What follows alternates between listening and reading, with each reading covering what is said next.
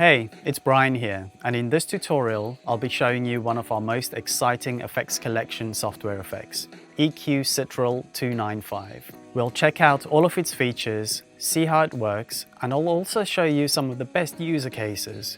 Let's have a closer look to see what it's all about.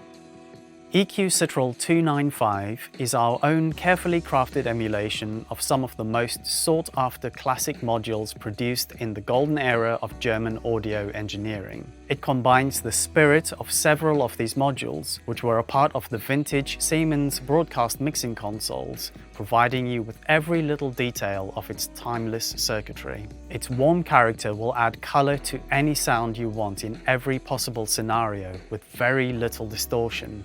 Whether it's single strings, a bass track, or a drum bus, it'll serve very well in every case.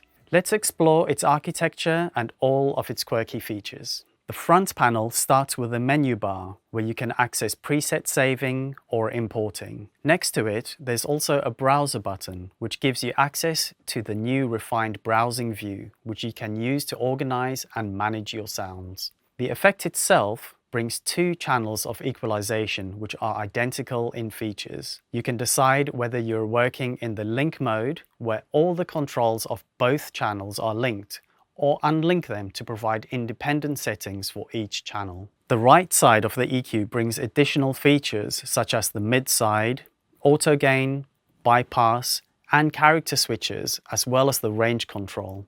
We'll cover those later on. The visualizer view, on the other hand, adds an additional screen to the effect, giving real-time visual feedback. Now let's start exploring the way the EQ SITRAL-295 sounds by going over each parameter.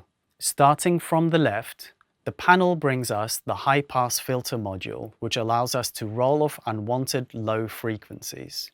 As you can see, its range goes from 20 Hz to 300 Hz, with fixed values in between, just as in the original hardware. You can also change this and decide to enable continuous parameter values by pressing the stepped controls button. Let's hear how it sounds over this cool drum pattern.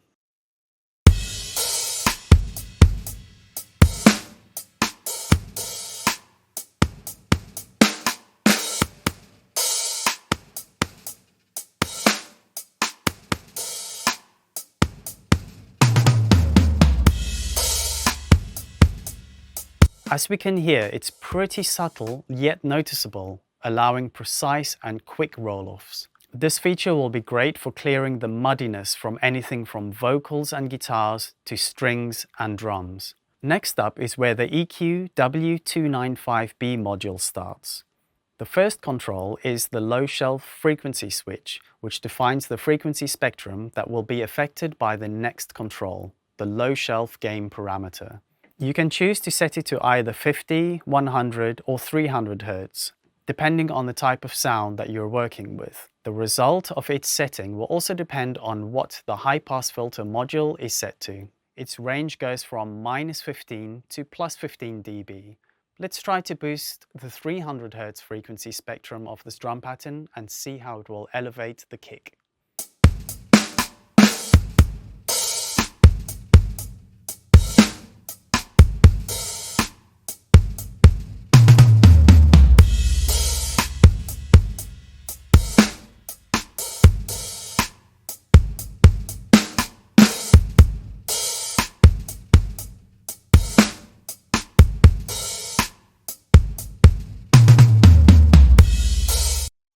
The little boost around 300 Hz will be really good for emphasizing the kick frequencies. A little 3 dB gain boost will be enough for that. We can also use this module to roll off low frequencies from other types of sounds, such as strings, vocals, or sound which are more present in the higher parts of the frequency spectrum.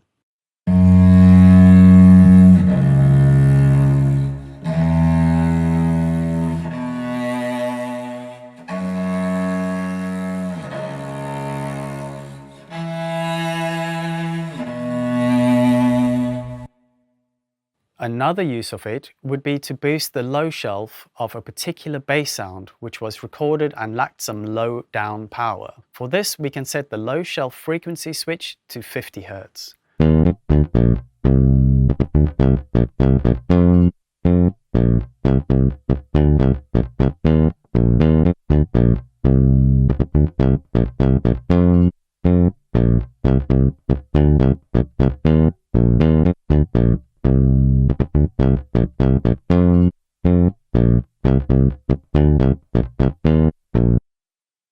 Again, all that we needed was 3 dB of gain to achieve the desired effect, bringing more body and power to this baseline. Okay, the next controls are responsible for coloring the middle spectrum of the frequency range.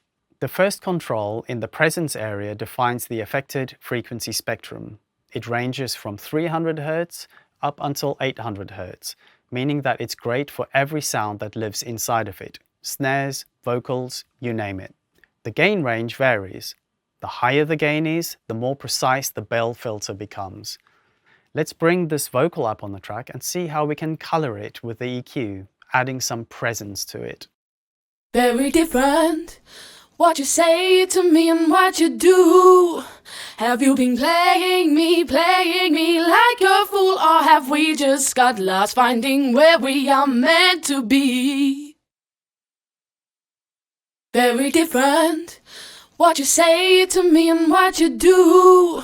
Have you been playing me like a fool, or have we just got lost finding where we are meant to be? Again, a small boost between 1500 and 2300 Hz makes the vocal much more present and attractive.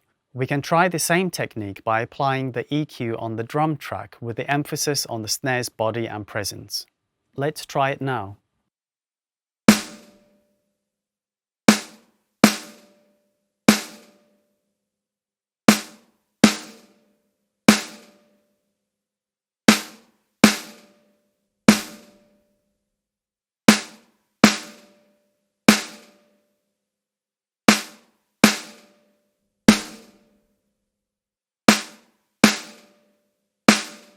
It's super straightforward and makes the snare sound much more snappy and energetic.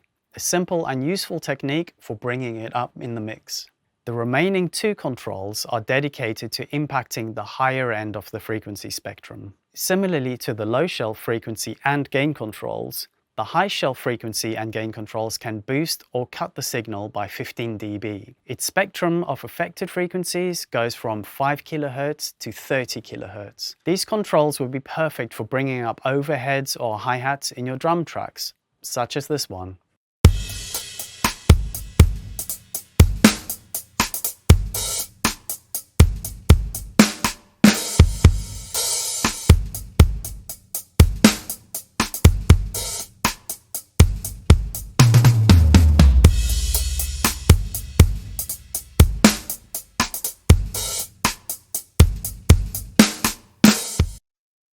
As well as erasing them for a more lo-fi feel.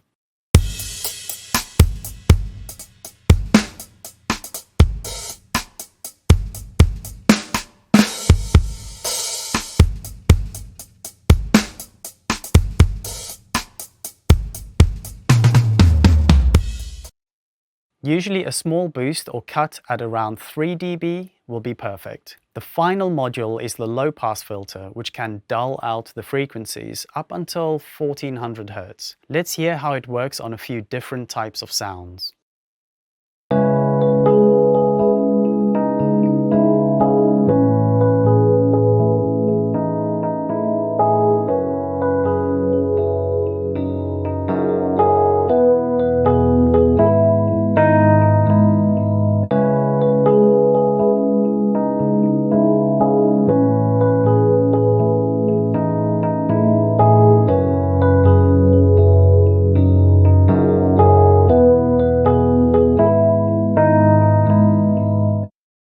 Again, it's bringing a special warm touch to the signal which is being affected. At the end of the EQ and filter modules, there's also a dedicated output control which is applied at the output of each channel, letting you boost the sound by 15 dB.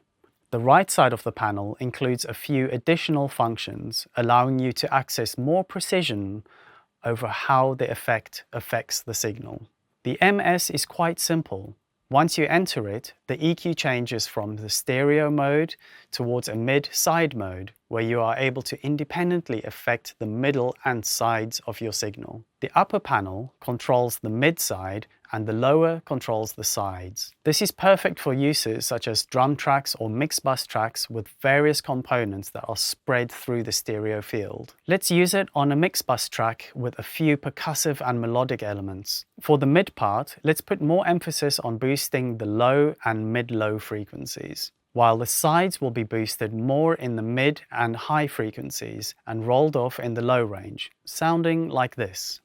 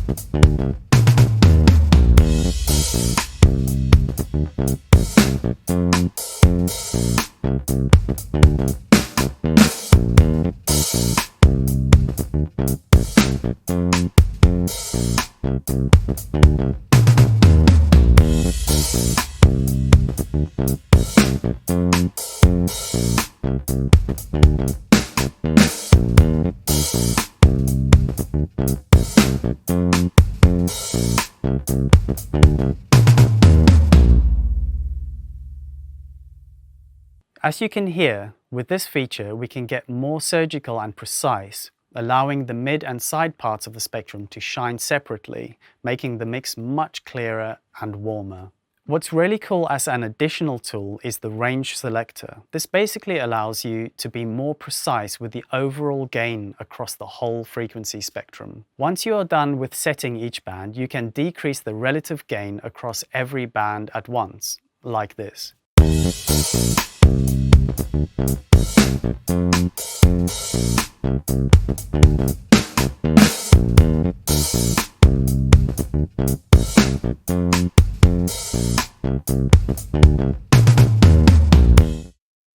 Overall, the gain value set to shelf and band EQs can be reduced or amplified proportionately to the factor of the range control. This will allow the global tonal adjustment of the process track. For example, if the range value is 0.25, a presence gain value set at 4 dB will reside in 4 times 0.25, which equals 1 dB gain value. The remaining options are the auto gain button and character switch. The auto gain button simply compensates the applied EQ curves or roll-offs to maintain the overall perceived level of the output signal.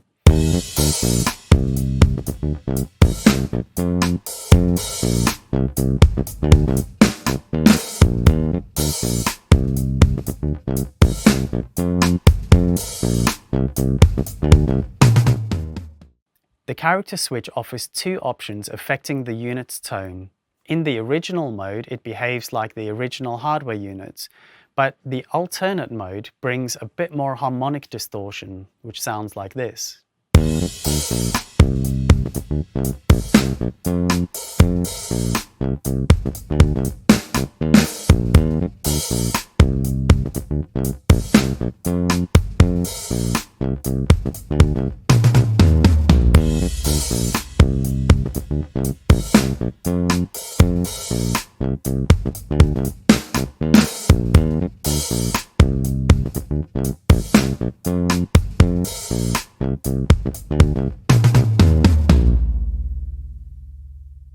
Okay, that's it.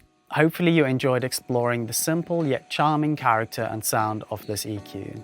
It'll serve you well when you want to EQ your mix and individual tracks with a bit of extra depth and character. Make sure to check it out and don't forget to give us a thumbs up and subscribe to our channel. Thanks for watching.